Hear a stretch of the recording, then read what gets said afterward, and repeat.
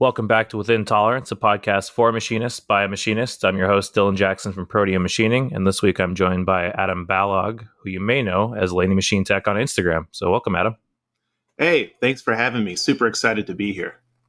Yeah, I'm really excited to have you on the show.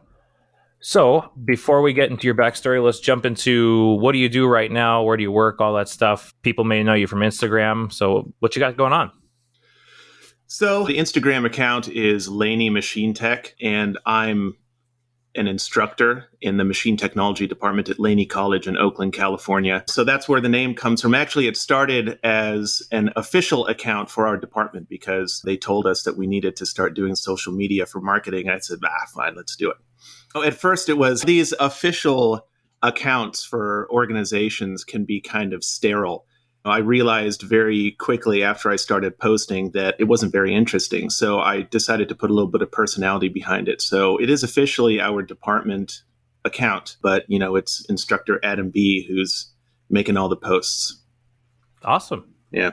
And then what do you guys teach there? Is it just manual, CNC manual, everything under the sun? What does your program look like? Yeah, so in our department, we've got a few different sides. We've got our manufacturing side, the machine tech program that has a degree and a certificate. It's an associate's degree, 2-year degree. And we start everybody on the manual machines because I guess that makes us kind of old school in that way. But our industry advisory boards, most of whom are doing CNC manufacturing, still think that it's valuable for students to get manual machining experience because it's so much easier to train somebody who knows how to run a manual machine to run a CNC, because then you're just adding motion control to it, as opposed to going back the other way to try and teach somebody who only knows CNC to understand sort of the fundamentals of machining. So we still teach that. All of our students go through that at least 2 levels. And then we've got the CNC machining side. And to be really honest with you, that's the place where we have the most growth opportunity. My predecessor, who was at the college for like 17 years actually, who just retired, whose position I took over, he was really heavily investing in that department, especially in the CNC, but he himself was not a CNC machinist. And so that was always kind of left to the part-time faculty to kind of develop. And it just really needs a little bit more, it just needs a full-timer to put their clout behind it. And that's what I'm hoping to do. We've got a bunch of equipment acquisitions that are coming up. It actually feels really great, I got to tell you, when you've got like $400,000 in a pot and you can just hit send. That's amazing. Yeah. That's a lot of power. Yeah, definitely. Well, and I went through a machine tool tech and got my associates as well. So I definitely appreciate your approach to all of that. I've said it before on the podcast, and I fully agree that starting in manual, we started a few classes in just manual machining, lathes, mills, holding tolerance, and then it was hand coding G code before you could touch Mastercam, and just coming up that way, I think, really gives you the building blocks to allow you to grow and to lean on your past experience on these manual machines so you can learn speeds and feeds and all that. So I totally appreciate that you guys are doing that. Yeah, I mean, I completely agree. And like I said, so does the industry advisory board. But there's a lot of pushback against that too, right? I mean, there are a lot of, you see a lot of these fab labs and FIRST robotics programs that are starting up in these high schools, which is the way that a lot of high schoolers are getting exposed to this kind of stuff. And they're going CNC first, partially for safety reasons, I think, because there's an enclosure, right? So there's less likelihood that someone can get hurt touching a tool. But also, I think because that reduces some of the barriers. Like 3D printing, right? 3D printing is an easy way to get into manufacturing because once you've got the model, you kind of just hit go. That's an oversimplification. There's a lot of subtlety to that process, but it's a much lower risk kind of, you just, how do I say this nicely? The level of required skill to make a part is much lower. Oh, totally. Yeah. Right. I mean, I think we're starting to see that in a lot of high school classes in general. Shop classes are becoming fewer and far between just because of liability, and we live in such a litigious culture that nobody really wants to put people in front of spinning blades, and it's unfortunate, but it's kind of the case in a lot of places. Yeah, we've been putting people in front of spinning blades for decades, man. Well, that's great. So let's jump back. How did you get into machining? How did you get to where you are now? Oh, can I actually jump back? Because I actually really just touched on what we do in the department, because the advanced manufacturing side, the CNC technology is really just one of the things that we do. There's a whole another side to our department, which is our industrial maintenance side. Oh, cool. Yeah, Yeah, so please there's do. a huge demand for that in industry. And the kind of shocking thing is how much of that is manual machine work. I mean, I think people tend to think that manual machine work is a dying art or is no longer really a marketable skill, but that's really not true at all. In fact, in our region, those are the best. I mean, in terms of stability, wages, compensation, and benefits, that's really some of the best jobs in machining out here. And there you're, kind of like a jack or Jill of all trades, and you're doing manual machine work of a sort of basic type, right? You're making bushings and shaft work actually is pretty high precision. Your line boring castings and things like that, repairing pumps, motors, those are the big two, but all kinds of other gearboxes, different kinds of equipment. But then you're also doing some welding, you're doing some electrical repair and some plumbing, pipe fitting type work. And that's a really big part of our program as well. So that's one of the things that's keeping the manual side of our shop alive. And then we also have an inspection certificate that we're developing right now, because we also see that inspection is something that the industry really needs to work better on. I see a lot of companies out there kind of think of inspection as a secondary thing. It's almost like overhead as opposed to part of the manufacturing process. And I mean, in the end, it ends up being more expensive than just hiring good people and having a really good inspection program, because you get all these rejects. I mean, you can see like all the red tagged piles of scrap in the corner of the shop of some of these places. And I think a really good inspection program would help a lot with that. So we are kind of thinking ahead about that and trying to develop some courses and a certificate around that.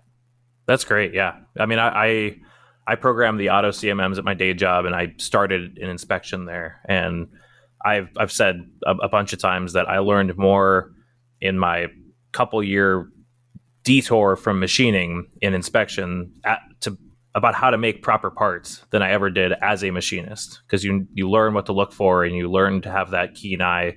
Oh, I'm dinging parts microscopically on these bores or something, and you never know it until inspection kicks it back to you. But I totally agree. And GD&T, I don't think is going away anytime soon. And so learning what that actually means, I know so many machinists that are afraid when they see true position or something like that it's really, really important for people to understand what they're getting into.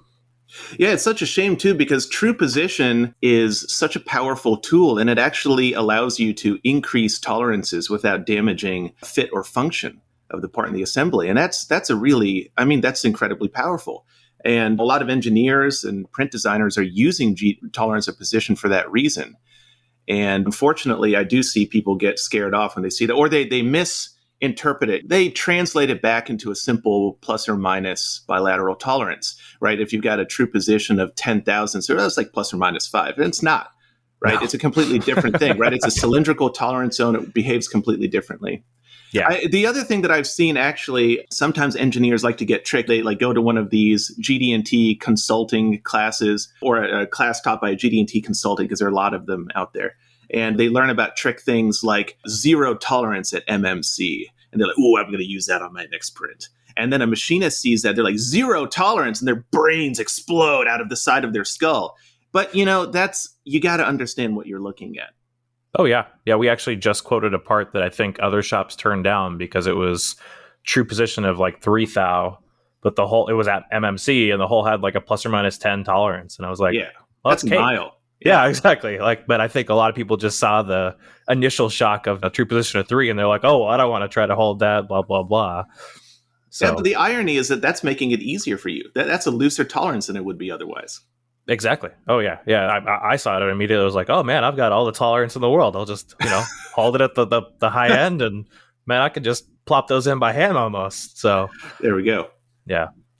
Well, that's great. I'm glad to hear that you guys are focusing on inspection too. I know my local program, I think, is pretty close to pulling the trigger on an auto CMM and starting down that route as well, because I learned quite a bit about it in school, but I know that it could definitely use some work now that I've been in industry for a while and seeing what's out there.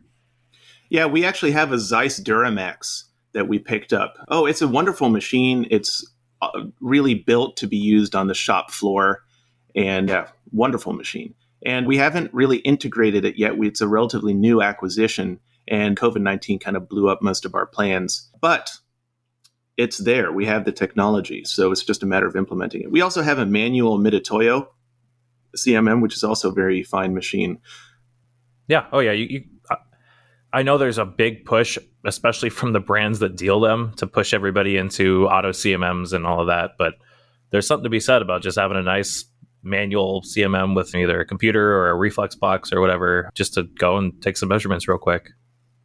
Yeah, it is like for reverse engineering and quick checks, it's super easy to use. It's also super easy to like calibrate. We have like you can make a little ball bar. Ball bars are super easy to make, and then you just kind of probe both sides in a few different orientations and you get a volumetric measurement, and it's just an easy thing to do.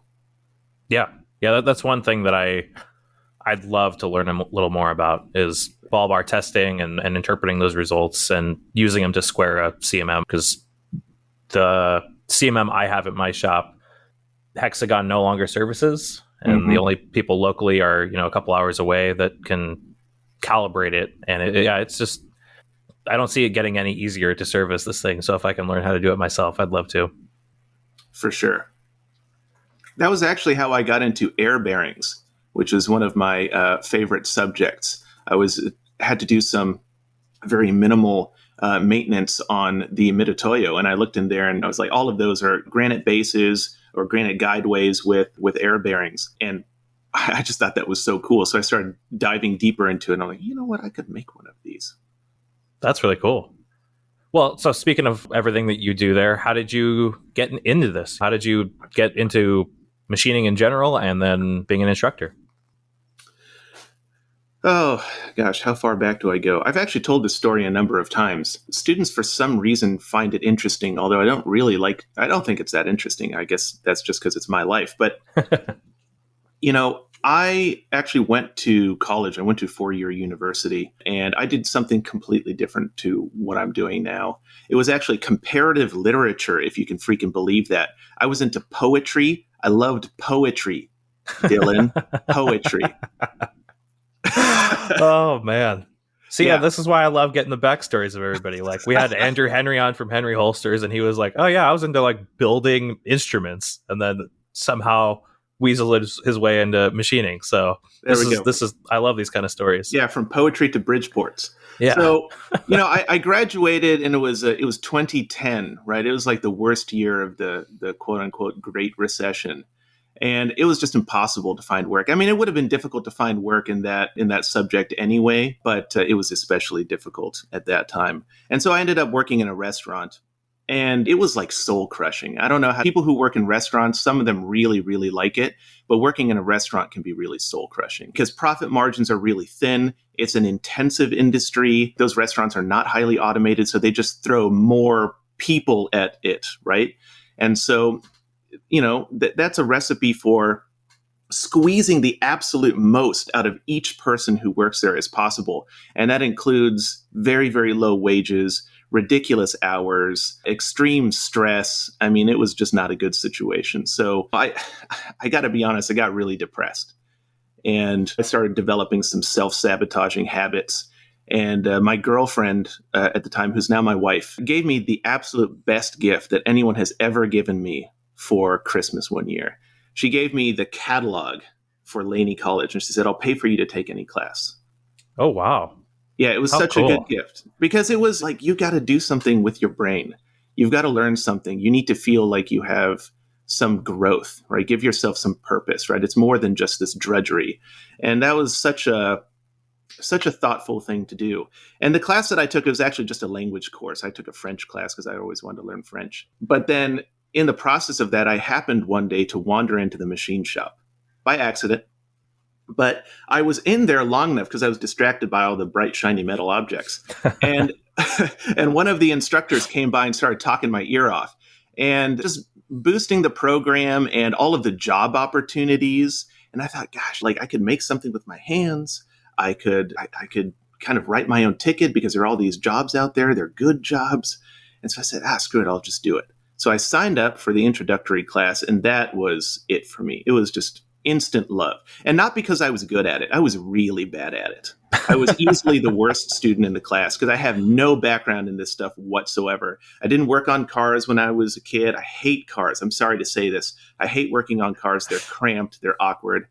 But machining is a beautiful thing to me.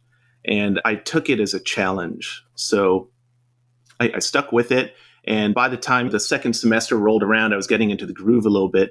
Got a job the summer after that second semester. And it was a job shop in Berkeley. We were doing CNC and manual and working on a lot of 316 stainless steel, doing jobs for a lot of the national laboratories in the area, because we have Lawrence Berkeley National Laboratory, we have Lawrence Livermore National Laboratory. Los Alamos is in, I think they're in New Mexico, but we did a lot of work for them as well. A lot of work for, there's a lot of semiconductor out here as well. So like processing equipment for silicon wafers. We made that kind of stuff.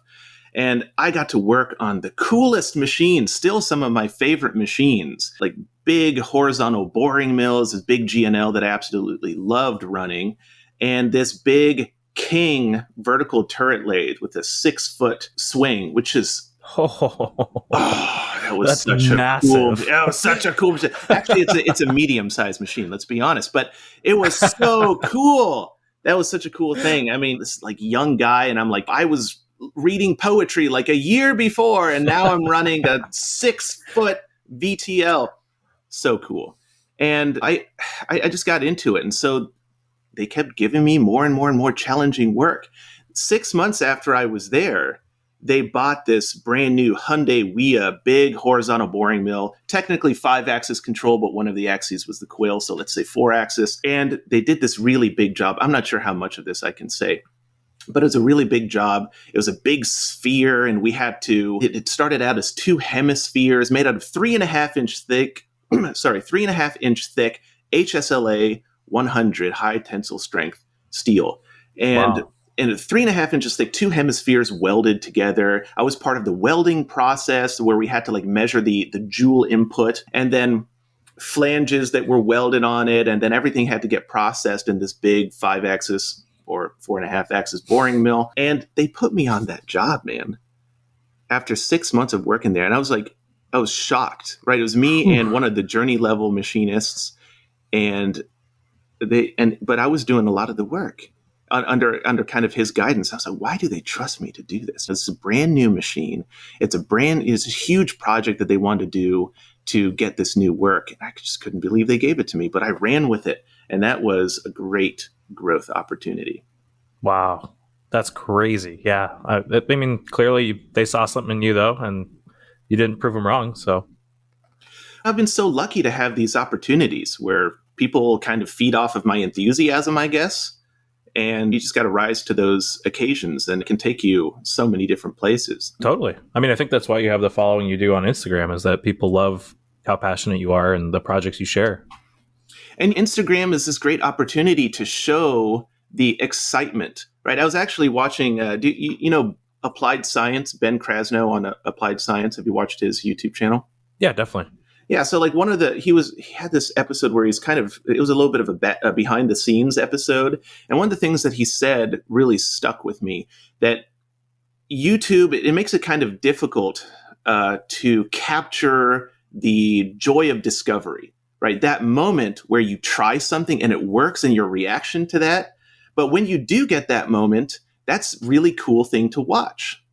And YouTube is just people expect a more complete product when you post something on YouTube, because I've also done that as well. I started a channel, it's called the Machine Tech Video Blog, and I have like 12 videos or something on there, not that many. It's just really hard to put out videos to a high level of production quality.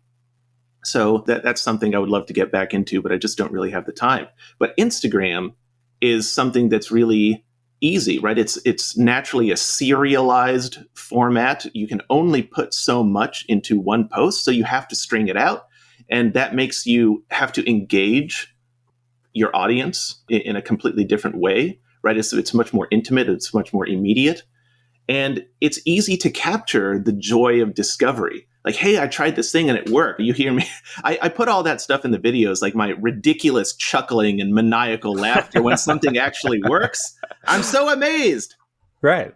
No, but that is what makes it so endearing. Like I think there's a lot of people on Instagram, maybe not in the machine community as much, but just out there that try to do this whole polish thing, like you talked about on YouTube, and it doesn't come across as genuine. Like your channel comes across as very genuine, and that's I think why people like it so much. I mean, not to mention all the cool stuff you're doing, but that plus there is a personality and somebody who does laugh maniacally when he gets something right. That's what's awesome. Well, I'm so glad to hear that. I'm so glad to hear that. That's exactly what I'm going for.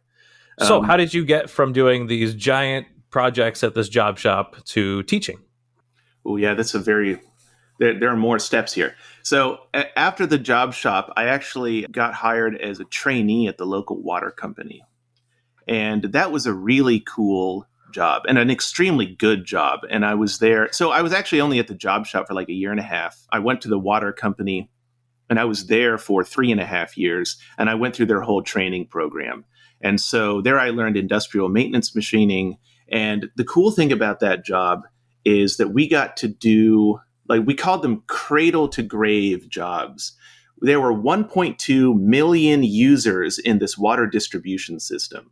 And that there are untold number of hundreds of pumps and motors in that system. And it was our job to maintain them. And that included monitoring their condition so that we knew when they needed to come out for repair. And so I learned how to do vibration analysis and that kind of condition monitoring. We would do all the PMs, the preventive maintenance and lubrication, stuff like that. And then we were the ones to go take it out. So we lift the roof off the building if we had to, bring in a big mobile crane, lift the units out. And we're talking like some of these are like 10 horsepower motors, and some of these pumps are driven by 3,200 horsepower motors. They're enormous.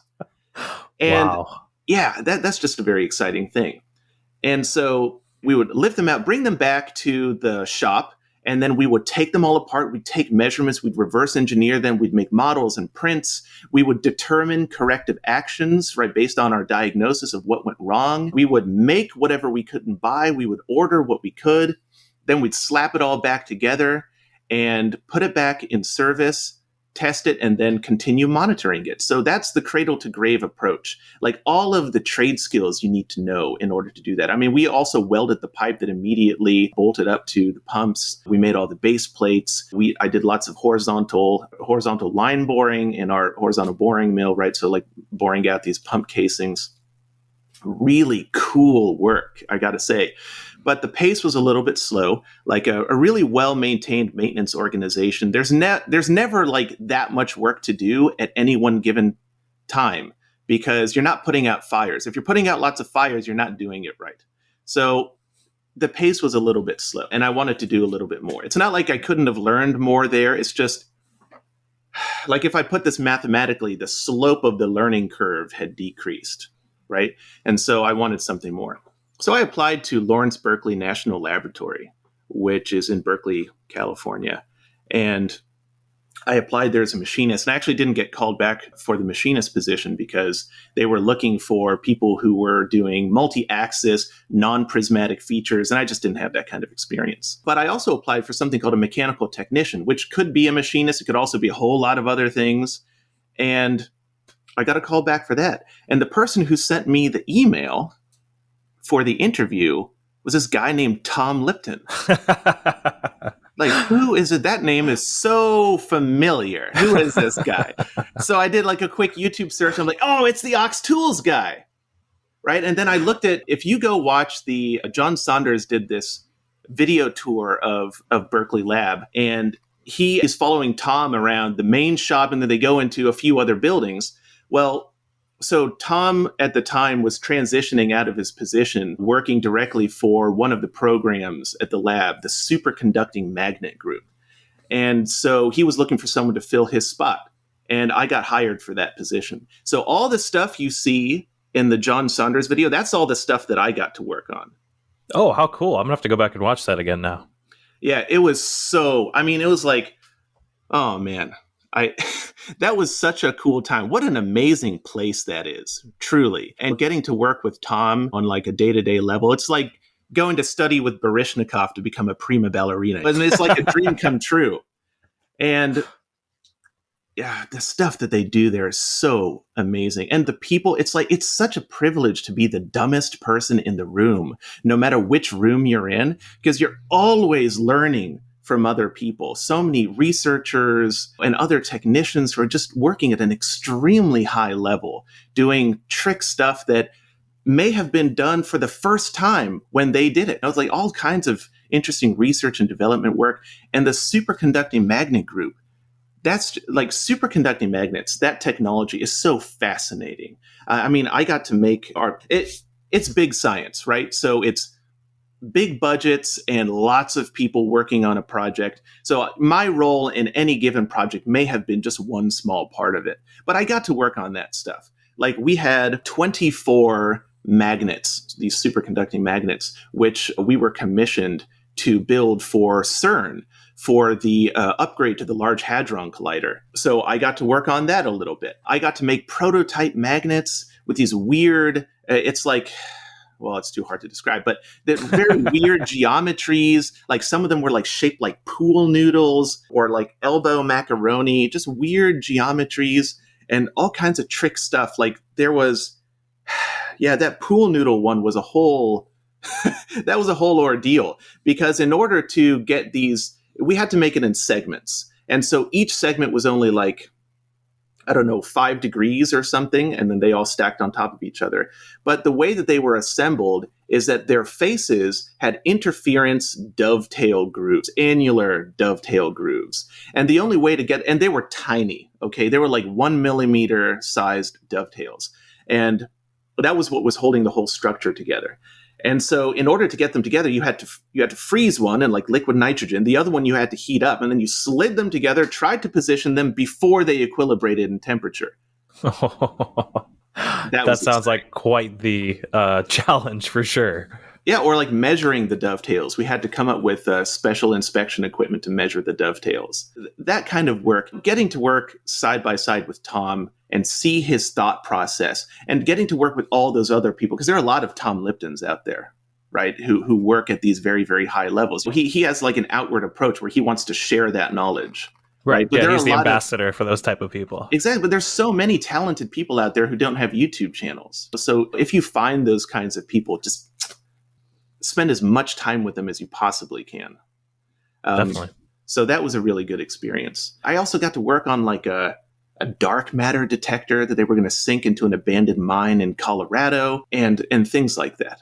Very, very cool. Anyway, so I could talk about the lab forever and a day. I mean, there's like no shortage of cool things that you can learn there. But so then this job at the college came up. During this whole time, by the way, I was working as like an instructional assistant, and then I was teaching part-time. And then my predecessor was going to retire.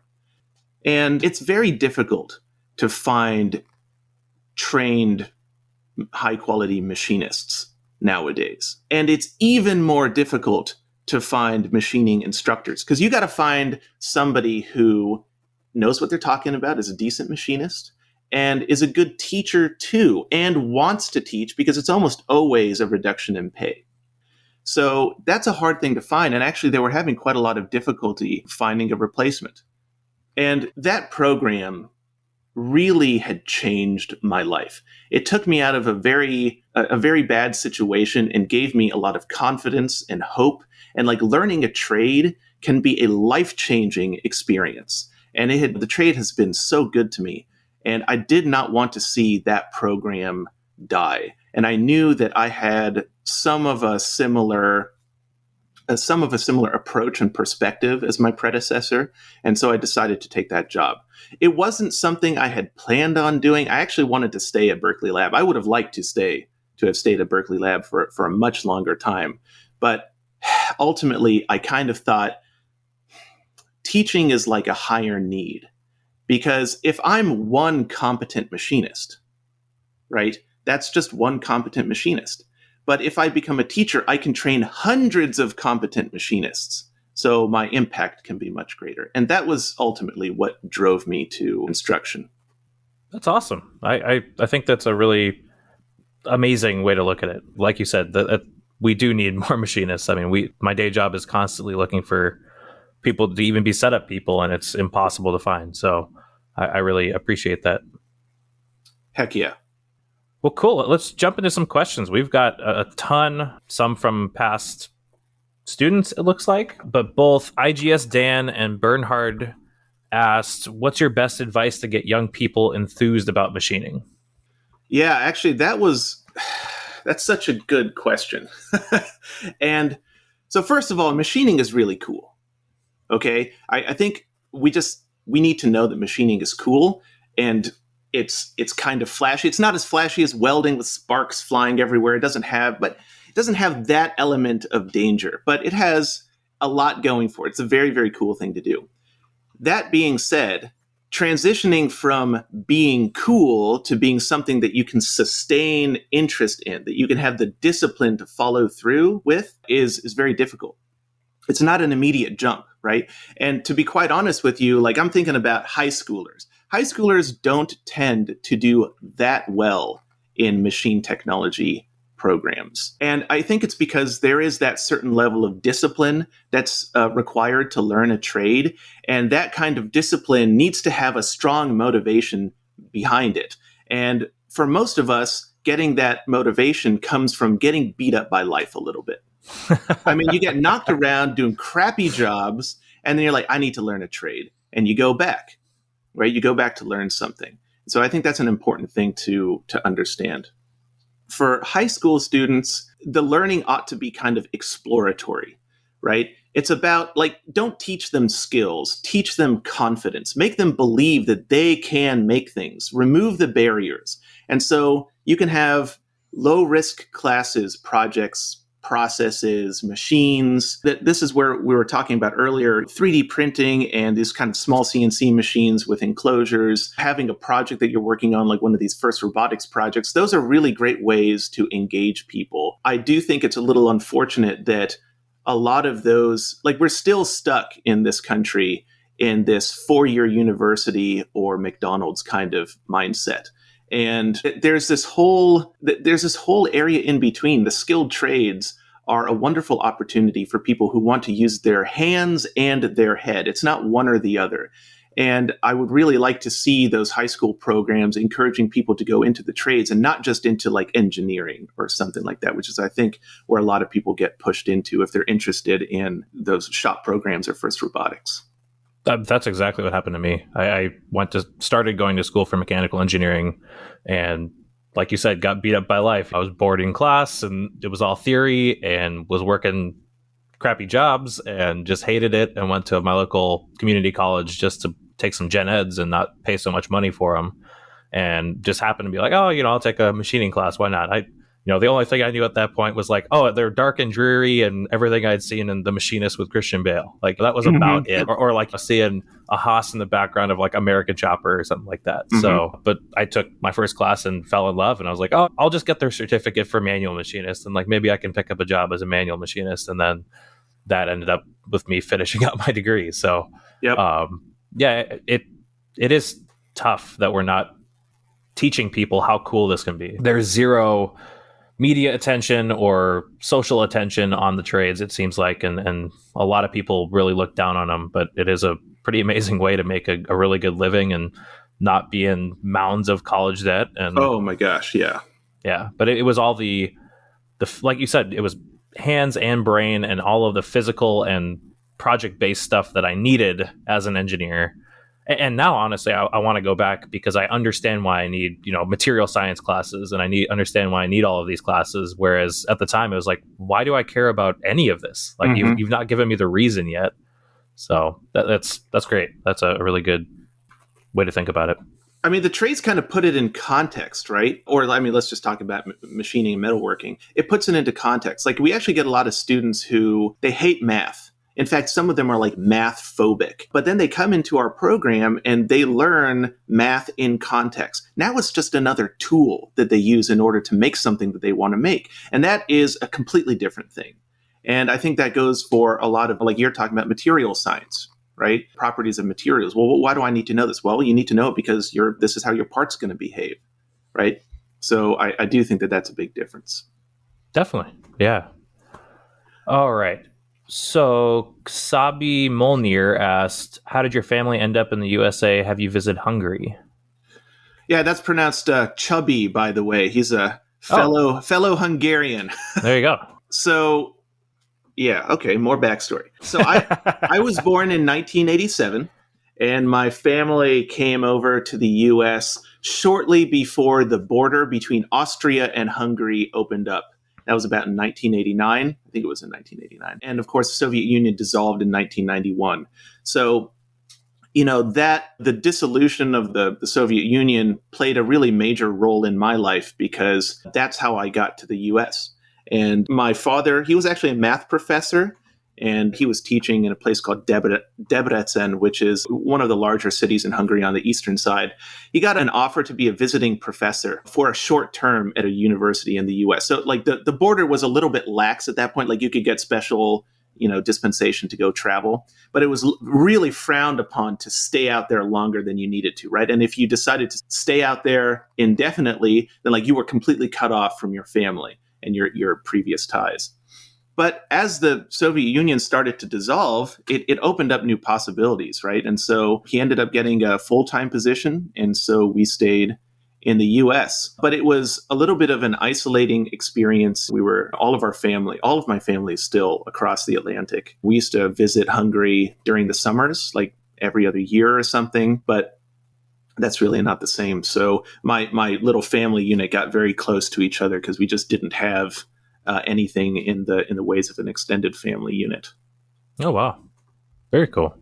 Yeah, it was actually really nice. I spoke Hungarian with my mother at home for like the first 10 years of my life. My father always wanted us to speak English, but my mom, her English wasn't that strong at that time. So we spoke Hungarian at home a lot. And I got to say that being able to speak being able to speak two languages fluently, I mean, really fluently, where like you can think in those two languages, I think that really helps develop the brain in a particular way. I've spoken with other people who are bilingual about this, and I do believe that it rewires the brain in a kind of interesting way. Yeah, I've heard that. Unfortunately, I don't have experience in it, but yeah, I've heard that it does make you a little more plastic as far as being able to learn things quicker. I think that's true. So Tom from Inspiration Metalworks asked, how do you keep students motivated to continue once they start? Kind of jumping off that first question. Yeah, another really good question. Oh my gosh. Like other people who have been on here, they get questions like, what's your favorite type of 5-axis mill vise? And like, here I am like, how are you going to solve the problem of education and trades training? It's a little, I don't have the answers. I'm sorry, everybody. There's actually a really interesting book. I'm an avid reader of technical literature. And there's an interesting book called The Instructor, the Man, and the Job. It was written by a guy named Charles Allen back in 1919. And it hasn't aged super well. I mean, even just the title makes certain assumptions about who an instructor is and the kinds of people that they're teaching. But it's amazing that this guy over 100 years ago was thinking deeply about the pedagogy of vocational and trades training. And he makes some really salient points in there. And one of the things he talks about is the difference between attention and interest. Attention is something that's transitory, right? It's a momentary thing. Pay attention, right? But interest is something that's sustained. It's something, and the other thing is that interest is something that has to come from within, right? You can't make people interested. You can only direct their activities. Right? So if they are interested, you have something to work with. But if they're not interested, you can't make them interested. And there's so many different things that can sustain somebody's interest, right? There's like the realization that what they're learning is going to allow them to accomplish something that they want to accomplish. That's a really, really big one. There's also a sense that they're getting there, right? If they start to feel confident about what they're doing, confidence directly relates to interest, and discouragement directly relates to a loss of interest. There's also curiosity, a desire for praise, enjoyment, fear of ridicule or punishment. These are all things that can be interest factors, motivation factors. And all of them sort of vary in strength, and they vary for each person. So like achieving your desired aim, that's by far and away the strongest source of sustained interest, right? I mean, it could be like your ambition, your desire to master the trade, retraining for a new job because you got laid off, getting a raise or a promotion, or kind of meeting up to your family responsibilities, right? Those are all very, very strong motivational factors. And that's the kind of thing that will sustain you through learning a trade. Other ones are like curiosity. Curiosity for me is the purest source of interest, but it can be fleeting and difficult to sustain. Although I will say that it's really powerful because that's, like I said, that's like the purest form of interest. If you can sustain your interest in something for a really long time, purely because you have curiosity and you can follow that curiosity out for like all of its logical conclusions, that can be a really powerful thing, I think. Totally. The desire for praise, that's kind of a fickle thing. And it's usually present in like younger students. Like the younger you are, the more motivated you are by things like the desire for praise. And the older you are, the more interested you are in achieving some kind of a goal, right? This is like what we talked about. You get knocked around by life a little bit, right? You have you have a deep interest in improving your quality of life. And of course, enjoyment and fear are like, they're totally incapable of sustaining interest. Attention, yes, but interest, no. And everything eventually becomes challenging, so it's not always going to be fun. And if you're in constant fear, that just leads to stress thinking, and it's only going to encourage you to do the minimum required so that you don't get yelled at. So, but these are all reasons why a student would be motivated. And these are the raw materials that an instructor is working with. And I really appreciate the way that this guy was thinking about it, very systematic. And so if I were to recommend some like teaching best practices for sustaining interest once you have noticed that it's there and it's something that can be sustained, is like choreography is a really big one. You should organize very well-defined, very well-planned activities. The student should always know what they're supposed to be doing, should have lots of resources and materials. They should be very clear. If students are standing around confused, they're going to lose interest, right? You might think that telling students, yeah, go and do whatever you want, make anything you want, that can be very overwhelming. That's not always a positive thing when you're starting out. And so like you go to these fab labs and the people who are there already know what they want to make. You're not going to get like new people because they don't know what to make. They don't even know what the possibilities are. So having a very clear and organized curriculum, I think, is very important. The other thing is sometimes we say comfort level +1. And that's that activities should build on previous ones. They should be challenging enough to be interesting, but not so challenging that students are discouraged. And again, a lot of this goes back to the choreography part of it. And for each student, their comfort level +1 is going to be different. I also have to say that enthusiasm plays a pretty big role here. A lot of bad teaching can be covered up with infectious enthusiasm and self-aware humor. I gotta tell you, because I've made a lot of mistakes as an instructor, and I can usually smooth them over with a good joke. Those are some of the most important ones, honestly. The other one is that I think I've seen a lot of instructors who get impatient when, and actually it's not instructors. Instructors are usually better about this, but I see a lot of like journey level machinists who are tasked with training apprentices do this, that they get impatient with that person. And instead of helping them to do it themselves, they just grab the thing out of their hand and do it for them. And it's just like a demonstration, right? But there's like a hierarchy here of instruction. Telling someone how to do something is worse than demonstrating and showing them how to do it. But that's worse than helping them to do it themselves. And so I know that means you have to take a little bit of control out of your own hands. It means that you have to be patient, right? It means that you have to develop your communication skills. And it means that you have to choreograph the activities so that they are achievable by the person. But it's really important to allow students to do it for themselves. I think those are all great points. And it's really interesting that a book that is over 100 years old is still so relevant. I mean, clearly he knew what he was talking about, and or that people haven't changed all that much. Like the things we're doing have, but people have been people for quite some time. Yeah, it was amazing to me how thoughtful and conscientious he was when he wrote this book. And I don't know, I've worked with some pretty rough characters, and I always thought that was just like an old-fashioned attitude, but this guy was writing 100 years ago. That kind of compassion and conscientiousness isn't a new thing. And I think we really need to take some of those lessons into account because encouragement's very important. Definitely. Well, Tom runs a small group for the Titans Academy. And so I think that's probably why he asked the question. And so, Tom, if you want the book, it's on Amazon. And sounds like definitely worth the read. All right. So Alacrity Manufacturing had a few questions. He said, are the classes you teach credit classes or are they ROP? As an instructor himself, he found that State College does not like to fund machine shop classes. How are you getting around the lack of funding? Actually, we don't have a lack of funding. So it's a community college. They're all credit classes. We have our own department, our own degrees and certificates. And although it's very true that in the greater society, we still tend to discourage people from going into the trades.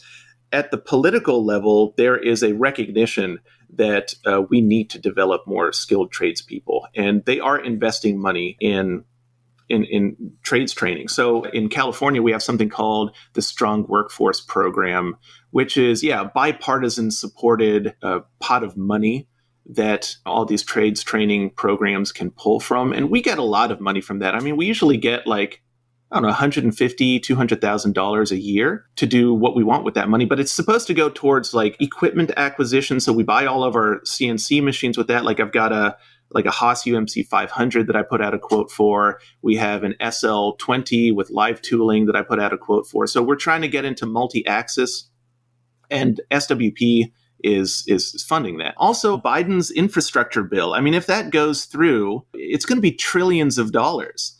And there's a question about who's going to pay for it, but a lot of that money is going to be going towards developing the skilled trades. And so there is money out there, and I think there's going to be more money out there.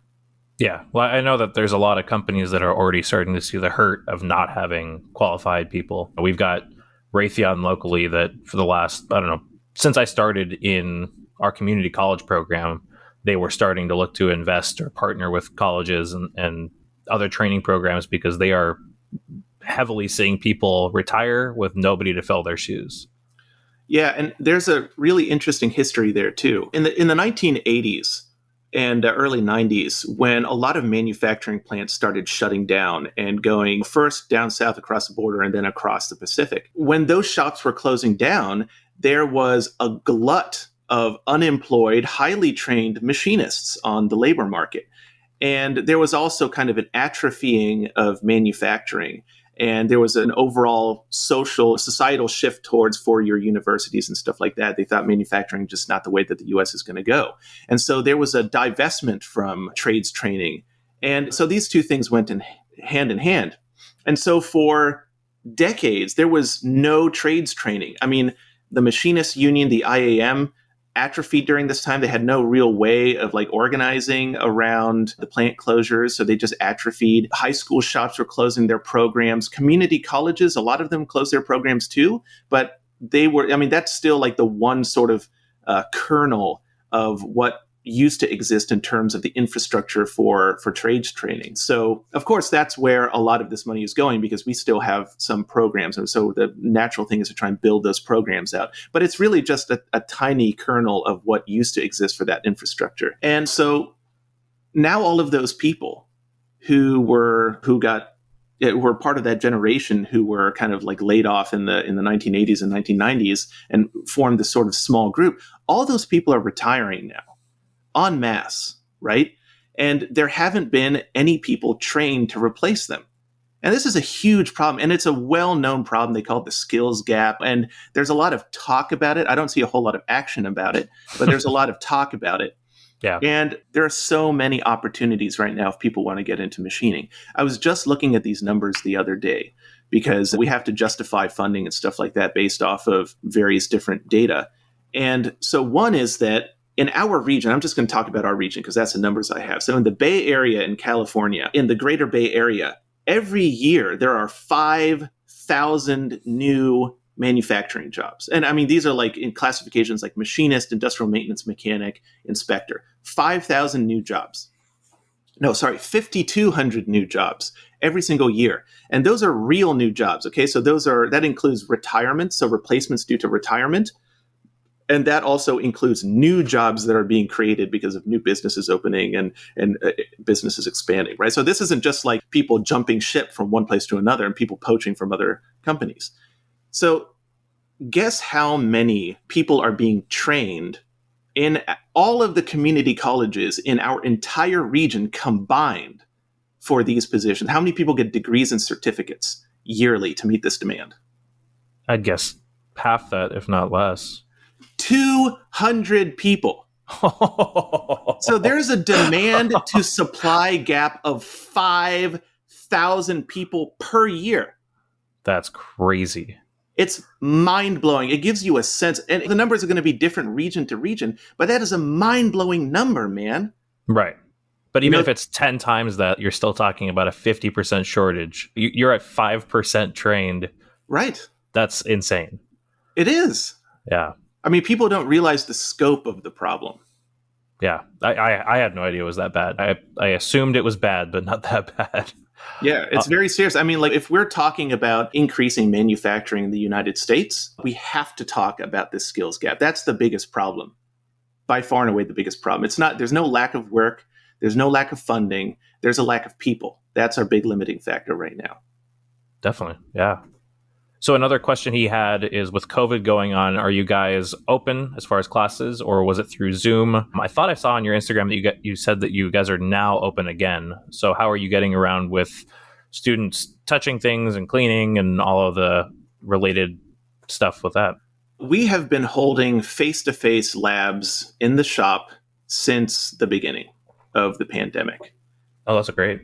It is. But let me say, the way that COVID-19, the way that the discourse has gone down in this country at the national level has been polarized and ridiculous. It's either like it doesn't exist and it's a hoax and we should just ignore it, or that people are afraid to go out of their house because the sun is going to give. I mean, it gets ridiculous on both ends. And here we are in the middle, and we are very interested in helping our local economy sustain itself. We're very interested in helping all of those students who lost all their gigs, got laid off, helping them retrain and get gainful employment, right? That's really important. It's really important to sustain our local economy and our community. On the other hand, we also want to be safe. We don't want to be stupid about it. And so what we did is we combed through all of the guidelines, all the literature, everything from the CDC. We worked with our local public health officials, and we figured out exactly what the latest science was. How is this thing transmitted, right? And then what are the strongest measures that we can take, the most effective measures we can take to limit the transmission of the virus? And let's do exactly those things, but let's figure out a way to get people hands-on experience. And I think that ended up being the best thing for us to do. We ended up going to a hybrid modality for our courses.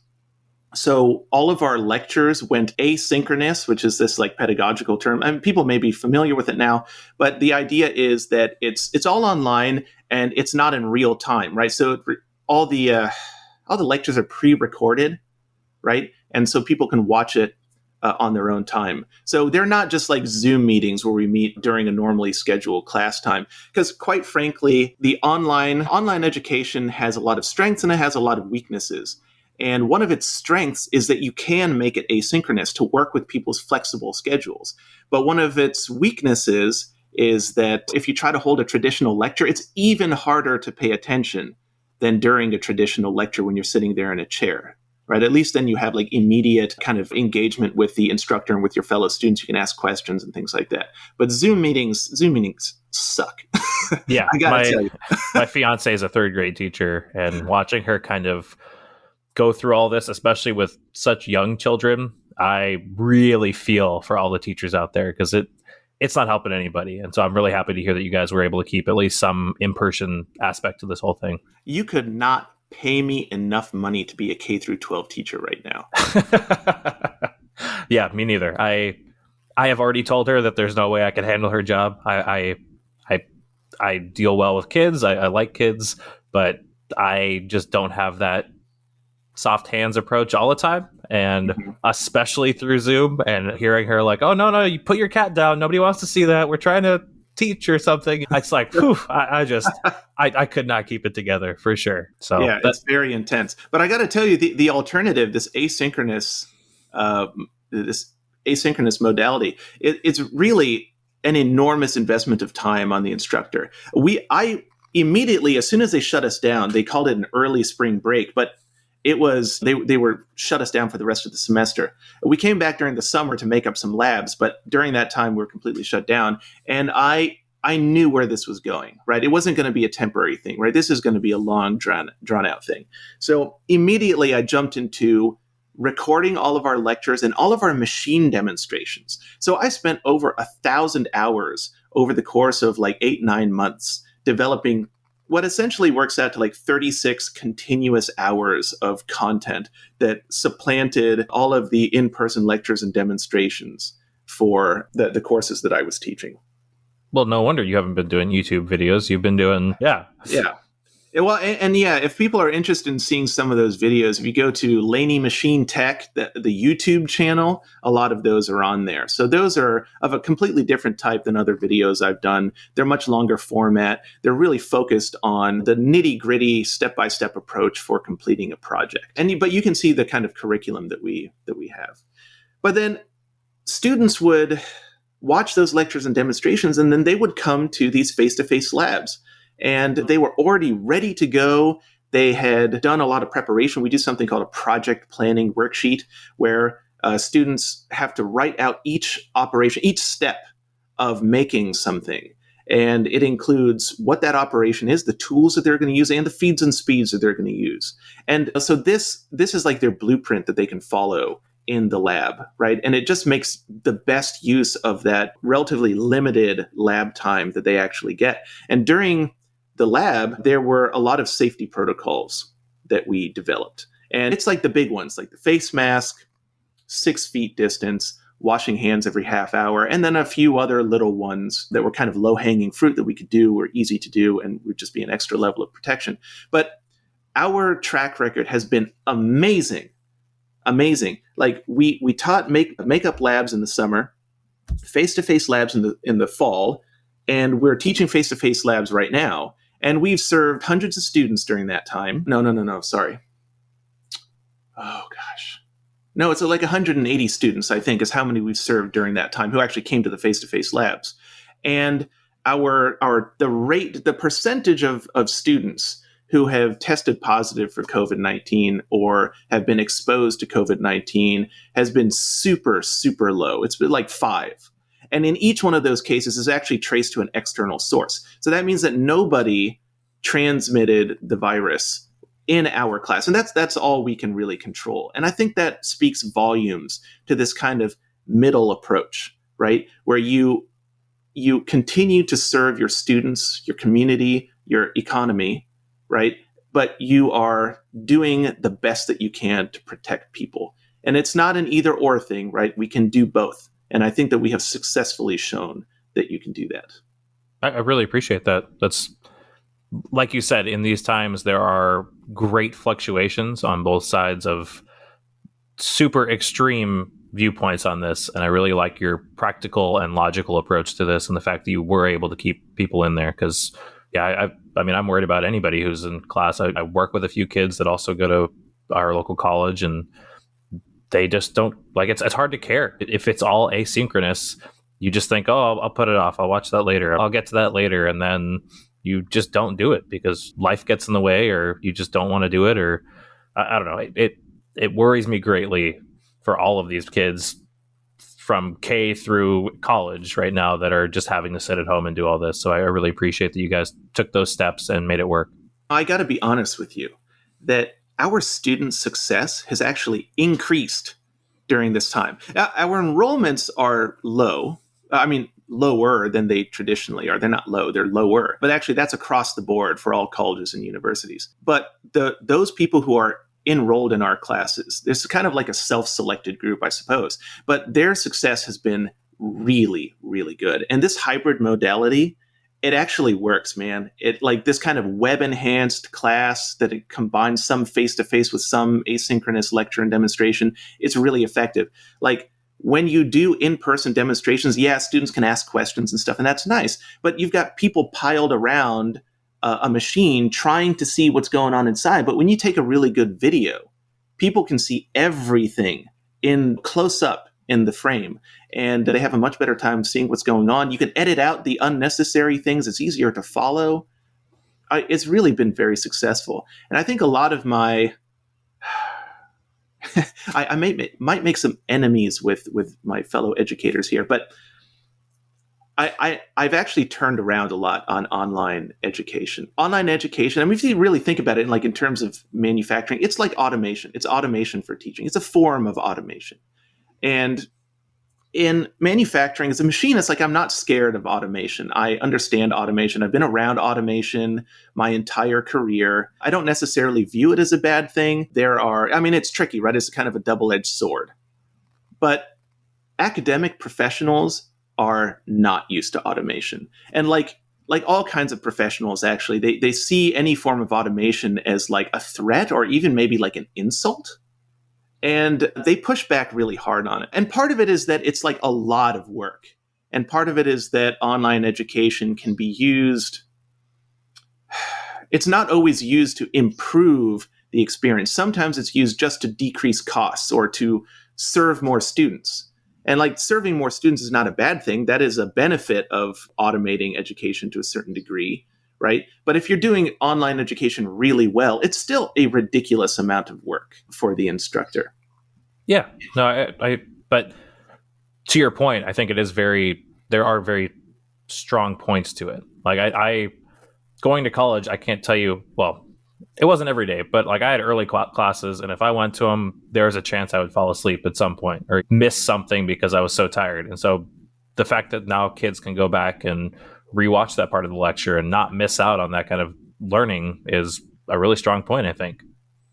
It is. The thing that you got to watch out for is once you add the technology aspect, you are decreasing the access to your classes. And that's just a statistical truth.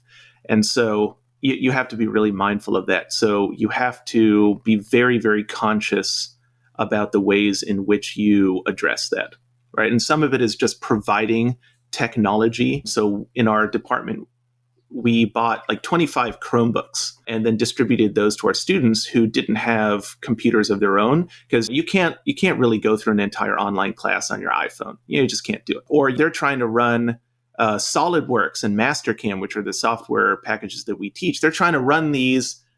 There's just no way to run them without a powerful computer. So what we ended up doing is we gave them the Chromebooks, and we found this really great software called Splashtop, which is a remote desktop software. And so the students now could use their relatively low-powered Chromebooks to remotely access the workstations in our computer lab so that they could run these things remotely. And it's a little bit laggy, but honestly, it's fantastic. And it opened up the doors for us to serve many, many more students than we could have if like they had to provide their own high-powered workstation to be able to do that work remotely. Definitely. That's amazing. That's a great solution. So another question that like a Benny asked that I thought was a great question is he said, as somebody who's interested in teaching, he wanted to know how you as an instructor keep ahead of the curve and keep learning what you want to teach your students. Well, I've only been a full-time instructor for 2.5 years. So, things are still kind of new. And the curriculum is always changing anyway, and COVID-19 has made things very interesting. So I don't feel like I've gotten to the point, even remotely, where things have become boring. It's still very interesting. The thing is that in machining, the industry is always changing, right? So it's actually not true that what I teach my students is always essentially the same. That's just not true. Things are constantly changing. We're always trying to develop, right? So now we're writing multi-axis machining classes for both sort of like 5-axis positioning, 3+2, and we're writing continuous 4 and 5-axis machining classes. We're just trying to keep abreast of what's going on in industry, right? And a lot of this is driven by our industry or our industry advisory board, right? By the way, any of you who are listening to this, talking to the audience right now, any of you who's listening to this who owns your business or is in any way related to what goes on in the office, please encourage your employer to work with the local community college in your area and join their industry advisory board, because we are all required to have such a board, and we have to justify all of our programs, acquisitions, our curriculum based on that board's recommendations. Okay, so if you want to affect what we teach and how we teach it and the kinds of applicants that you get, that's the way to get involved. And it's really, really helpful. And it helps to anchor our programs in industry need. Awesome. But in any case, the other thing is, how do I keep myself interested? I have a lot of interests in machining. I mean, I don't know if people ask questions about some of the stuff that I do kind of like on the side, but a lot of that stuff is the stuff that makes it onto Instagram. It's not stuff I can put into the regular curriculum of a course, but it's stuff that I find really interesting. And I'm just constantly shocked that people on Instagram find that sort of stuff interesting, but they seem to. So projects like your granite indicator base that you just wrapped up? Yeah, exactly. Like, people thought that was really cool. I'm so glad that they did. You know how rare it is there are not that many people in the world who would find that interesting, but Instagram has brought us all to one place. I think that's amazing. Yeah. That's great. So where do you find projects like that? Like, what inspired, I guess, that project? Well, so actually that goes back to Tom Lipton. Tom Lipton had so many things in my life go back to Tom Lipton. Tom and I actually, we're very good friends. We work on projects together. I unfortunately don't work with him anymore, which is a shame, but I'm really very happy and lucky that we got to continue our friendship, because that's been very meaningful to me. But, it was a while back that he had a YouTube video in which he had a bunch of these little miniature surface plates made up from Standridge granite. And then he was selling those. And one of his recommended uses for that was that you could like epoxy a little piece of steel on the top of it and then put a magnetic indicator base on it. And then you could use it on a surface plate, an energized magnetic chuck. And I thought that was a really great idea. It turns out that he got that from another Instagrammer, Revgo1898, who got it from his boss when he was working in a machine shop in Oakland. And so it's got this kind of cool history to it. And I thought, yeah, but what if we make like a spiffed up integrated unit, right?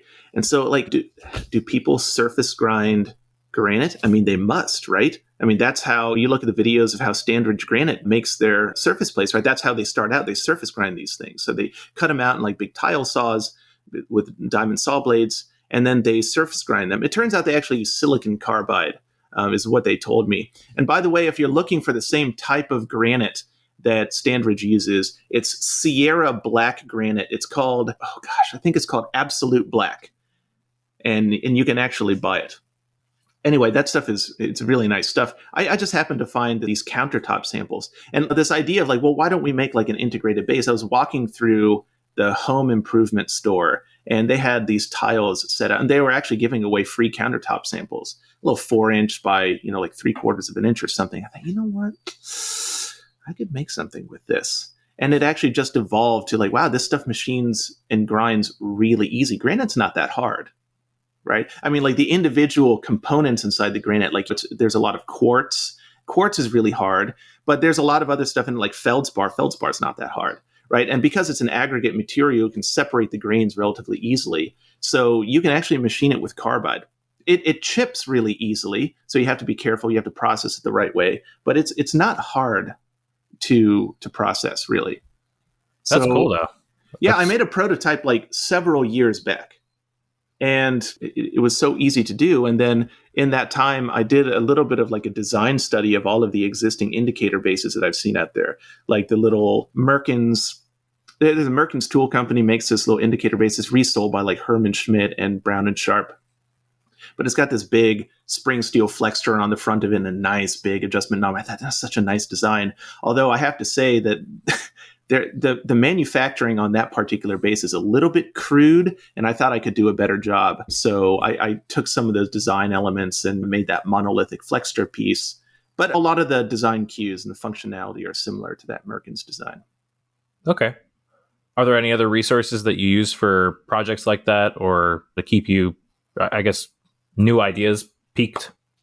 Well, so my interests, my personal interests, are in precision machine building and metrological instruments. And a lot of those projects are generated, you can trace them back to my original interest in replicating what Dan Gelbart did with his air-bearing lathe. Have you seen that video? I think I've seen part of it. I don't know if I've seen the whole thing. It's amazing. It's this CNC air-bearing lathe, and the way that he describes making it in that video is like he took some granite parallels, he glued them together, and then he like used some surplus air bearings from the semiconductor industry, and he just kind of slapped it together is the way that he describes it. Of course, he has like an army of technicians at his disposal and like billions of dollars, millions, billions, whatever. So it's a different world, but I saw that and I thought, man, he makes it sound like this is really doable. And so that launched me into, like I said, that I kind of got interested in air bearings because of taking apart that CMM. But I thought, well, this is essentially the same technology. So I started looking into air bearings and then air bearing spindles. And then that just takes you down this rabbit hole, right? And that rabbit hole has so many different paths, all of these things that are kind of interrelated. And so a lot of, I started designing this air-bearing lathe and realized that I just don't really have the knowledge or the skills to build something like that yet. But it generates all these other projects. So like a sphere lapping machine. It turns out that spheres are one of two self-generating geometries along with the flat plane, or flat plane is like, the reason why they're self-generating is because they are defined by a single dimension, right? A flat plane, it's a sphere of infinite curvature. It is the absence of curvature, right? It's a true two-dimensional plane. And a sphere is completely defined by its radius, right? So if you have a sphere riding in like a cone, it makes a single line contact. And through randomized motion between those two components, if you have a little bit of lapping abrasive film between them, they actually perfect themselves. They mutually perfect each other. And so this is a self-generating technology that I think is really interesting. Then how do you check those spheres? Well, you got to build a roundness tester. Of course you do, like a Talleyrand. Okay, so how can I do that? Well, that incorporates air bearings. You have like a little rotary encoder. You're using some kind of a very high resolution gauge, like an LVDT or an inductive gauge or a non-contact capacitive gauge. Okay, so now I'm going down this rabbit hole. Right? You can see how you just keep following it out to its logical conclusion, right? Or like one of the wonderful things about working at the lab, like I said, is all the cool people you get to meet. And there's this one guy, Jim, who was really into microscopes, and he took me under his wing and taught me all about microscopes. And so he helped me build my first microscope from spare parts I found on eBay. It's a really nice research microscope. It's a Nikon Optiphot. Nikon, by the way, man, if I could shill out for any one company in order to get free stuff, it would be Nikon Metrology, man. Wow, they have some amazing stuff. So now I'm interested in optics. And it turns out that most metrological instruments use very simple optics. They're basically like telescopes. And so you could build an interferometer, like a laser interferometer or anything that has a monochromatic light source to be able to, it's essentially like an optical flat and a monochromatic light source. But now you don't have to have the optical flat and the test specimen in contact with each other, right? If you're trying to test something that has a delicate, sensitive surface, like a mirror or something like that, you don't want to put the optical flat on it because it can damage it. Also, the weight of the optical flat can distort things. So it would be nice if you had a non-contact method. And so there's a very simple type of interferometer that you can build that I've been trying to work on called a Fizeau interferometer that basically you shine light, monochromatic light through a telescope and it collimates the light and shines it through an optical flat onto a test specimen, and then it goes back off of those two components through the telescope, gets focused back into an eyepiece. It's actually a really simple design. In fact, it's exactly like an autocollimator, right? An autocollimator is essentially the same thing. You replace the light source with a reticle, like a crosshair. Boom, you got an autocollimator. So now you have a way to check your granite guideways for your air-bearing lathe, right? I mean, that's cool. what I love about this trade. There is no end in sight to the cool things that you can learn. That is really, really cool. So, Rhymes with Roman asked, any advice you can give to future machinist apprentices and what they should focus on coming out of school to give them the best chance in the industry? And I believe that this is a previous student of yours. Yes, that's Roman. Hi, Roman, if you're listening to this. It's so nice, by the way, to have my students, including former students, engaging over social media, because Roman was in one of my classes and then he moved to a different state, but we still get to keep in touch. And he follows us on Instagram. And for my students who are kind of interested in some of the more, let's say, nerdy stuff that I do, it's been a really great way to share with them as well. So it's awesome. So recommendations for students when they first get out into industry, learn as much as you can from as many people as you can. Yeah, people, it's kind of a truism, right? That like you can't learn everything from a book. And that's totally true. Although you can learn a lot from books.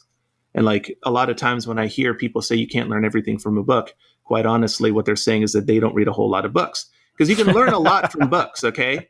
But you can't learn everything. It's just not the kind of thing that has been, I mean, literally not everything that you can learn about machining and metalworking has been written down. So you have to find those people who are willing to teach you, find those people who see your success as reflective on them and on their success. And you just learn everything you can from them.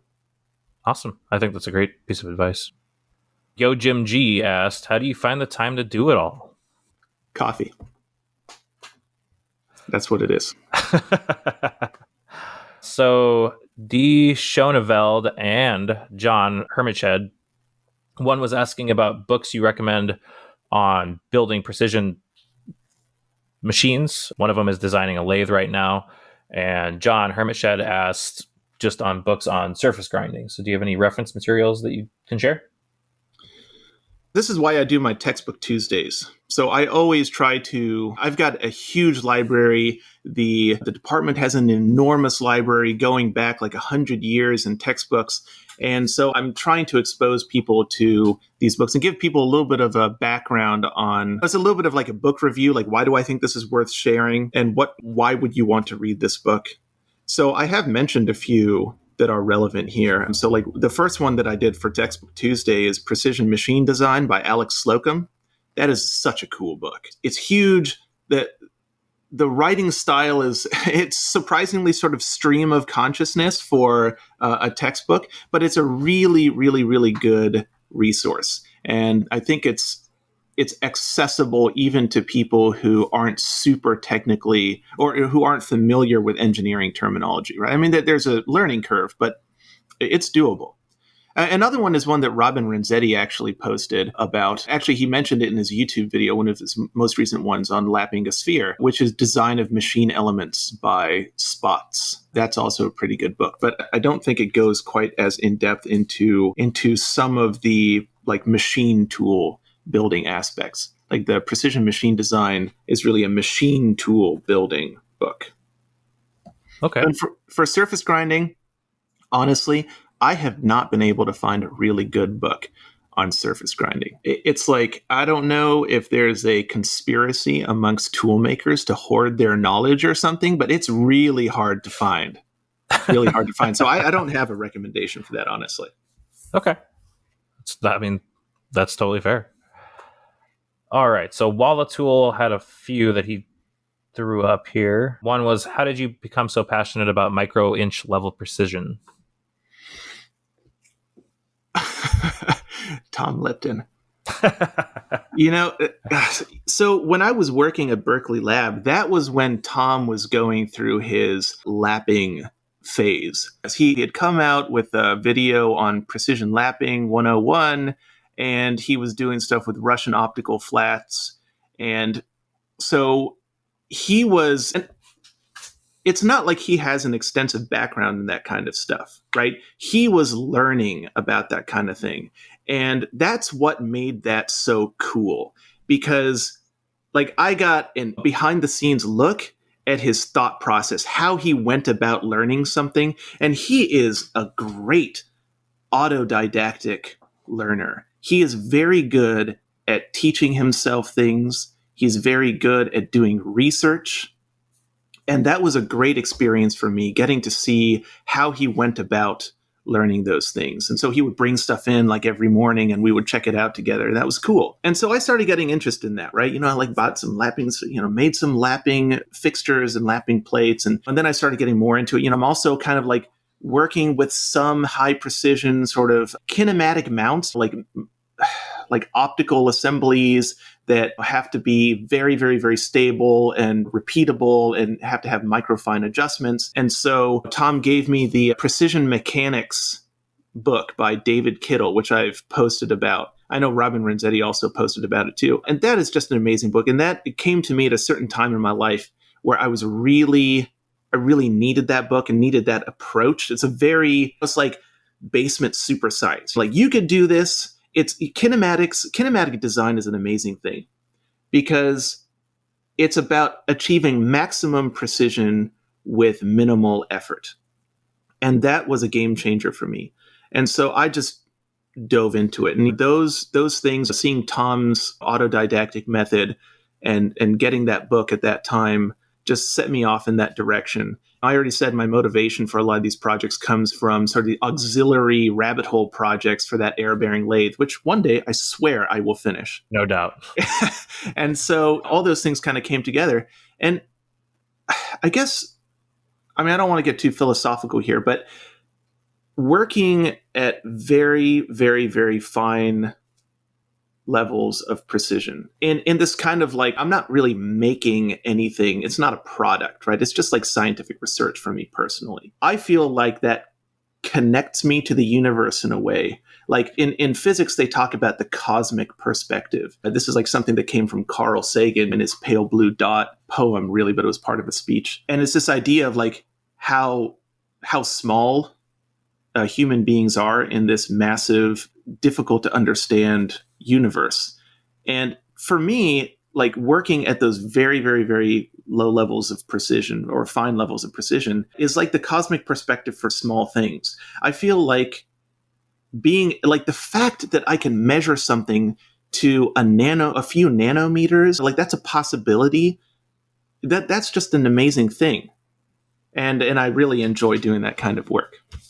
Awesome. Yeah. And for anybody who wants to kind of dip their toes in kinematic mounts or anything, I always try to refer them to the Baltech website because there's like a million white papers on there. They talk about talurons and spheres and, cones, all that stuff.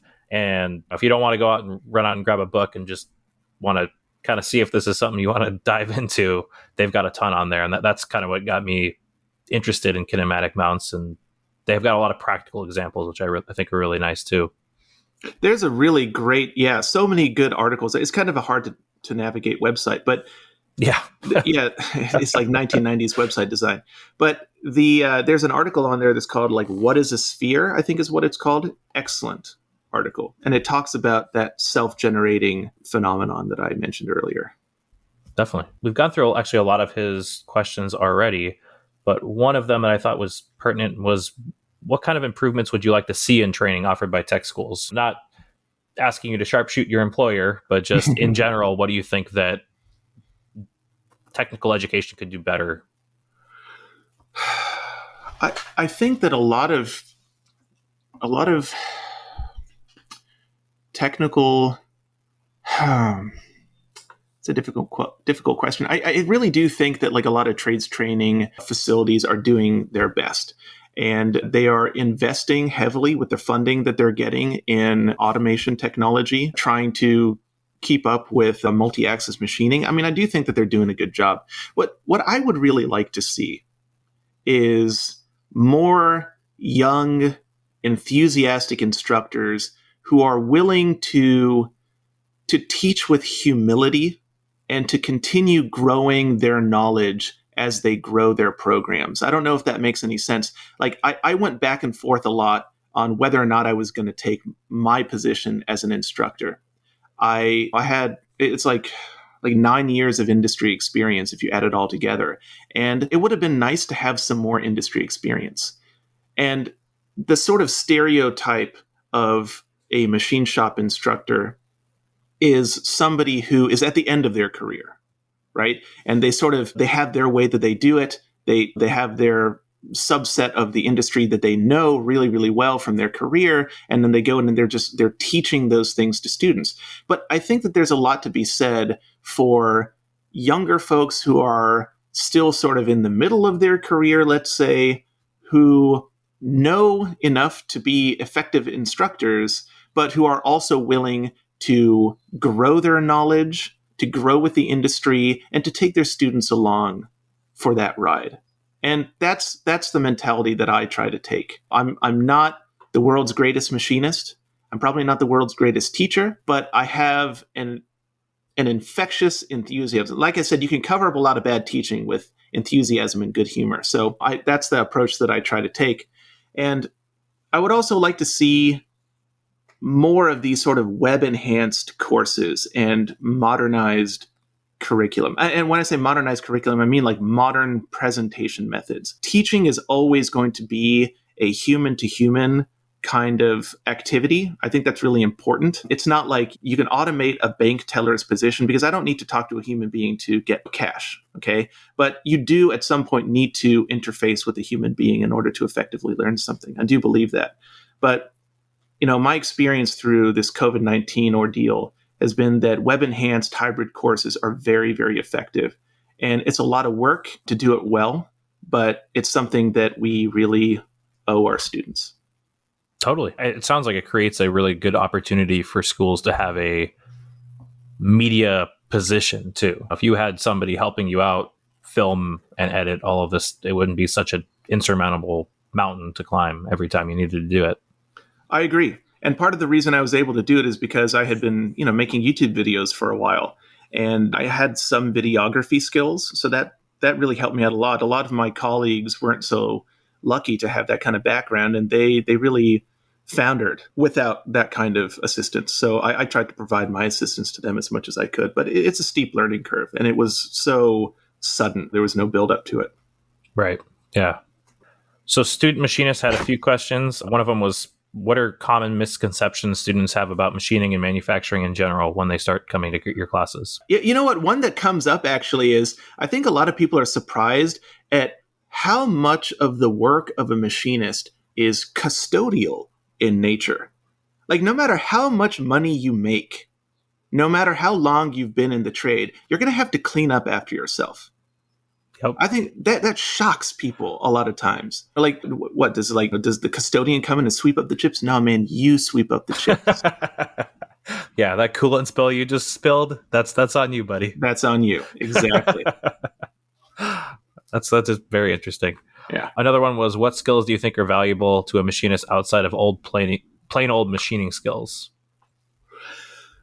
Yeah, so these are like soft skills that would be important for a machinist. I have a few that have come up, actually. I've got like a going list. And some of it, okay, so here's one that comes up a lot. Learn to accept failure without internalizing it. Because when the stuff that we're working on, especially if you're working on, it's a job shop, it's a research and development facility, you're going to be working on stuff that you may have never done before. You've done similar things maybe, but it's not exactly the same thing. And so failure is always a possibility. That's just part of it, okay? And you need to accept it. You need to learn from it, right? But you don't want to internalize it. And I think a lot of new students, maybe it's a weird thing about our society, but we're taught that it's not okay to fail. Like, it is actually okay to fail. There are times when you will fail, right? But we learn more from our failures than from our successes, quite frankly. And I know that's a truism, but it is true. And I think that's a really big thing, just to have, the self-confidence to make that part of your experience and to use it to your advantage. Definitely. I think that's another situation where enthusiasm can cover up that kind of stuff too. Sure. Like, nobody likes to fail, but if you're like, oh, great, I just learned a good lesson. Let's move on. I could do it again. I'll figure it out. There's a lot of self-talk in machining, I think. Yeah, and like as an instructor, I mean, you got to have some class and act like you've been there before. If somebody makes a mistake, don't browbeat them for it. I mean, you say, how many mistakes have you made? And I'm lucky because I actually went through these same courses when I was starting out that I'm teaching now. And so when somebody like scraps a part and they have to start it over, I'm like, I made that part 7 times. And I just think you have to have some humility. People really appreciate that. Totally. And a video I highly recommend to talk about failure and looking backwards on it, especially when you're talking about dealing with other people's failures, is Nicholas Means has this presentation on what destroyed 3 Mile Island.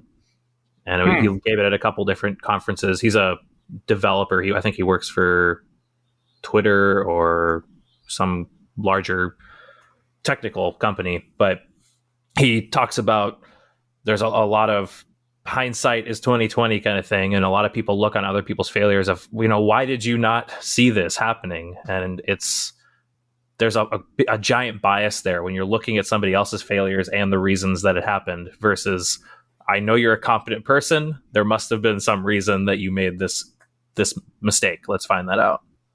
Right. And a lot of that too ends up being too often we ascribe, like with 3 Mile Island, we say, oh, it was like operator error, human error, right? That eventually led to this. Well, I mean, was it really though? Or was it poor design?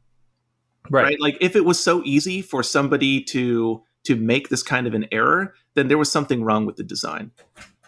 And actually, there's a great book. It's called The Design of Everyday Things. And it talks a lot about industrial design, but it kind of has this tack that we need to design things to work well with human beings and their intuition, the way that they expect things to work, right? And if it's too easy to destroy something, then that's a bad design. And it's a pretty interesting book, actually, that I can also recommend. Oh, yeah. Well, in that talk, he talks about how I can't remember if it was the lead engineer or the lead manager running the show that night, but it was either him or one of his subordinates. They were all from submarines.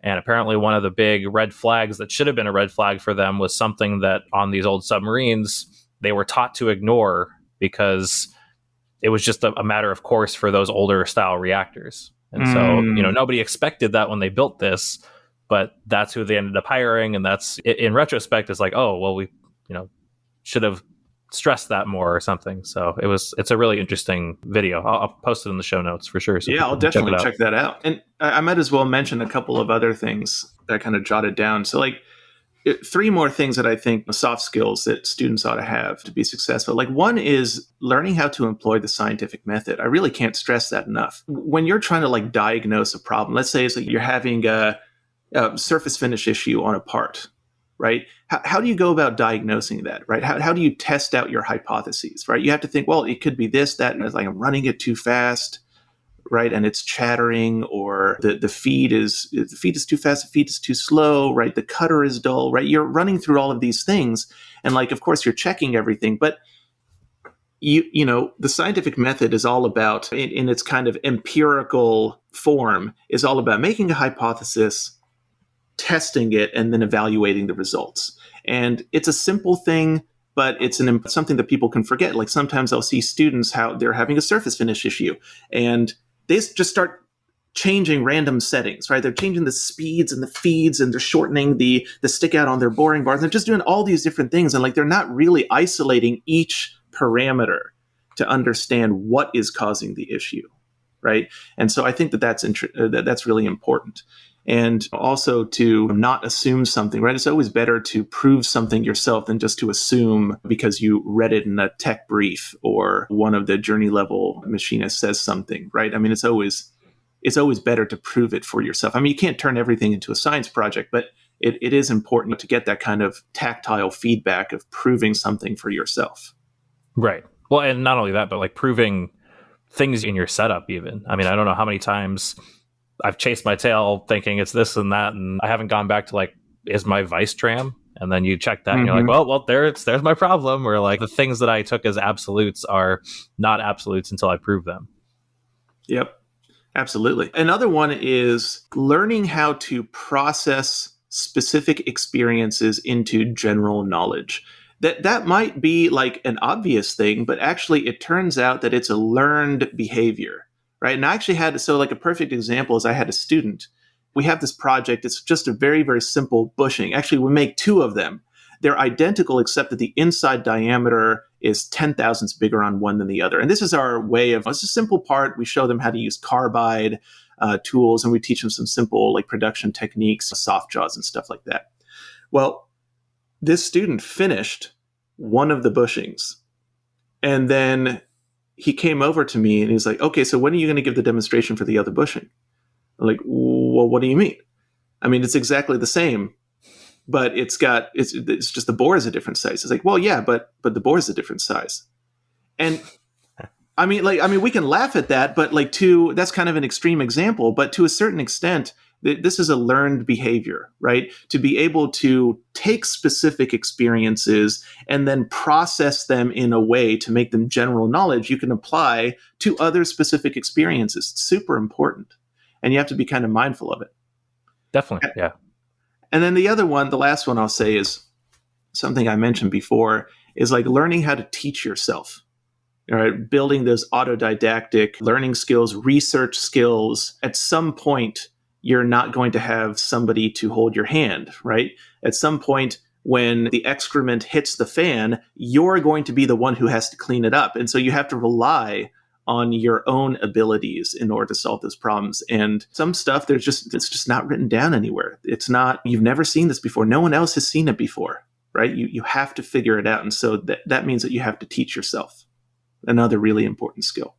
Definitely. Yeah. And I think it pairs hand in hand with that extrapolation mentality as well. I think that those of us who have worked in job shops know how valuable that is, because you're never doing the same thing every day. A lot of production shops, so you might not be training that muscle of extrapolation, but in a job shop, it's like, man, I've never seen this before, but it's sort of similar to this and this and this, and I'll just apply all these little skills that I learned, and maybe it'll come out all right. Probably.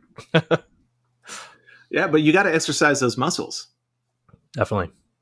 And then last one from Student Machinist. What are some machine tools you've pined after forever? An air-bearing lathe. No, you know what? I would love to get into the shop, because I said we had this whole industrial maintenance side to our program. And we're doing all this work on Bridgeports and lathes. And we have a nice big Monarch.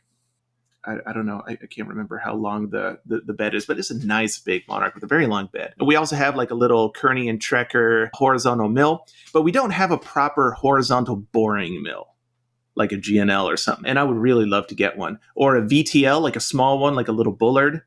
That would also be great for processing pump components. I mean, we have a class on centrifugal pumps where we do the cradle to grave project, right? We have these pumps that were donated from industry, many of them from the water company. We have a lot of refineries in our area, and they'll donate these pumps. And in those classes, we'll take the pumps apart, we'll take measurements on them, reverse engineer them, go into the shop and make the components, order the bearings, put them all back together, do shaft alignment on them with indicators and laser alignment tools.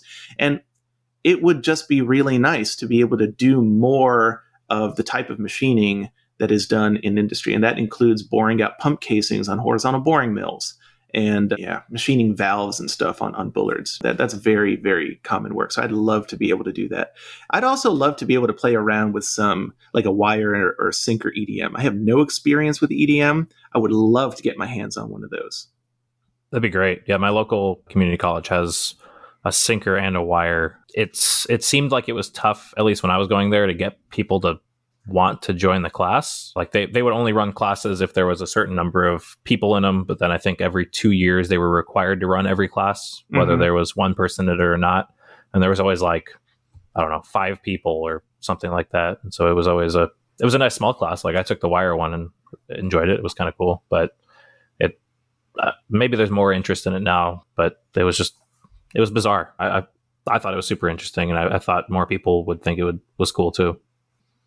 Yeah, there's got to be a large market for very high precision machining applications, right?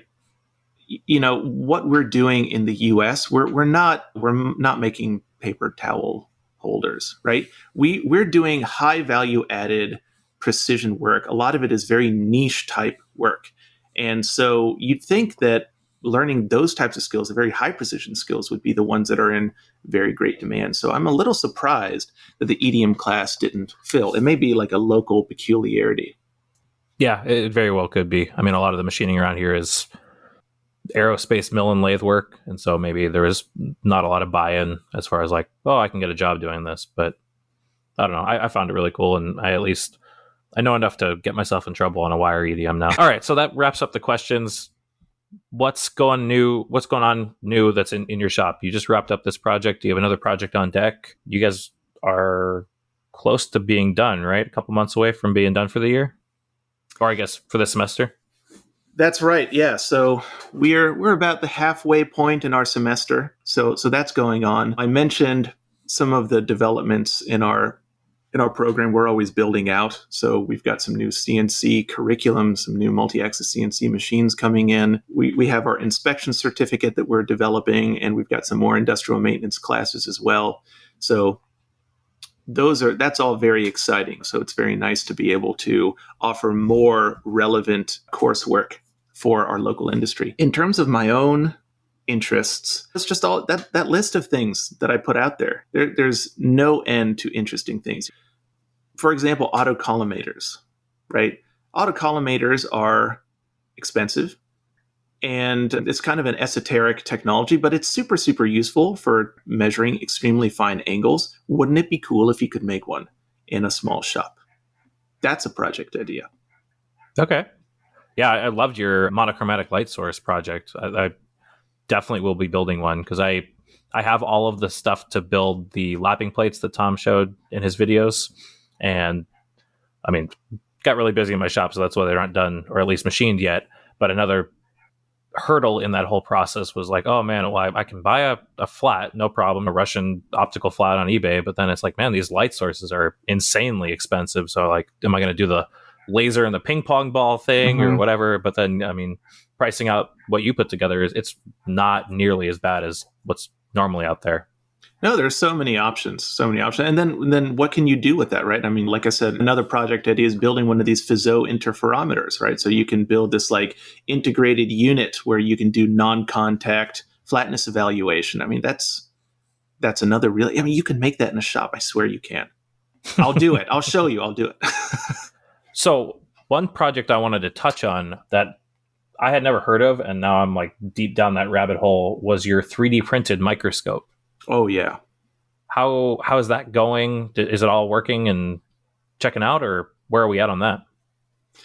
Well, I made the scope, and it was, yeah, I mean, it works, right? I mean, I wanted to make it and test it out and see how well it would work. I mean, it's not as nice as like my Nikon, right? I mean, that's a really high quality research microscope.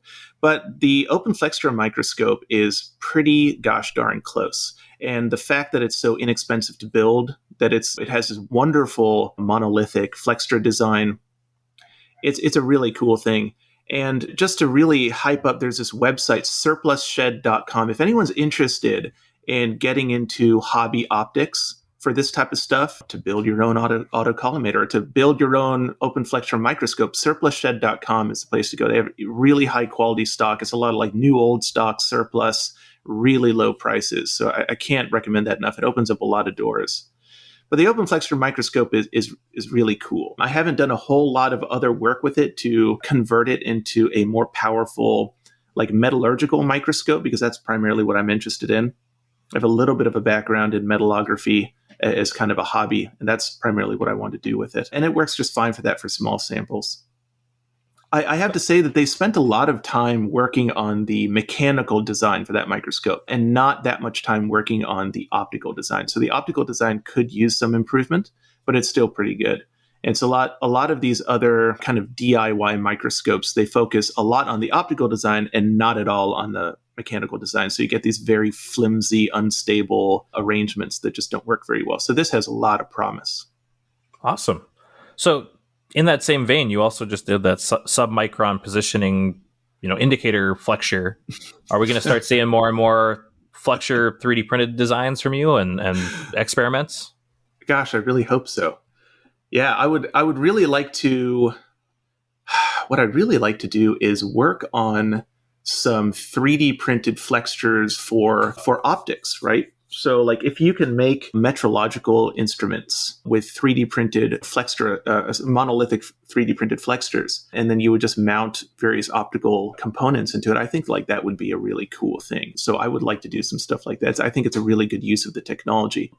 The technology is actually very limited and it's just inherently inefficient, right? Like you're never going to be able to 3D print something by pooping out little blobs of plastic bit by bit by bit. That's never going to be as fast as injection molding, right?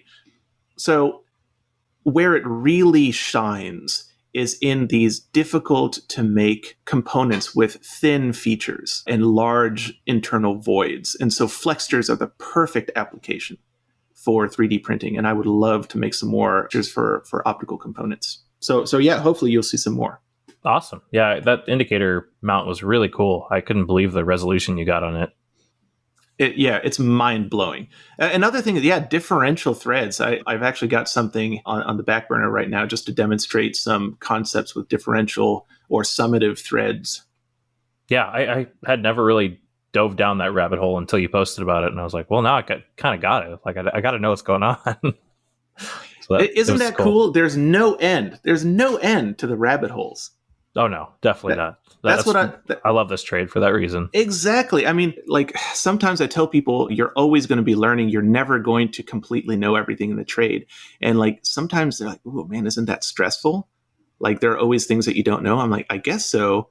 But the moment that I know everything about the trade is the moment that I quit and find a different one, right? Because the joy of discovery is the thing that's keeping me going, right? Like I mentioned curiosity. I do feel like my superpower, if I have one, is my intense curiosity. Robin Renzetti said that confidence is a superpower. I think curiosity is just as much of a superpower. If you can sustain it, if just for the joy of discovery, that can be really powerful. Totally. Yeah, it's. I'm also one to get bored fairly quickly when I'm not learning, and this trade keeps me interested. That's for sure. I mean, there are bad days to every kind of job, but for the most part, I walk away at least with one nugget of new knowledge every day. For sure. So I always wrap up every episode asking my guests, what have you been researching this week? And it doesn't need to be machining related. It just needs to be whatever has been in your browser history the most this week. What are you deep diving on? I mean, it sounds like it'll probably be machining related, but what's piqued your curiosity this week? Yeah, machining is my vocation and my avocation. It's all machining all the time. I don't even look at anything else. Autocollimators, hint, hint. Okay. Awesome. Very cool. Well, that wraps up what I got. I really appreciate you coming on the show, Adam, taking the time, getting to answer all these questions. It's been really cool to get to nerd out with you on everything machining and micro edge precision and all that fun stuff. Yeah, thank you so much for having me again. It's a huge honor to be asked onto the podcast, and I really hope that other people get something from what I talked about here. I'm sure they will. Thanks again, and thanks everyone for listening. We will be back next week.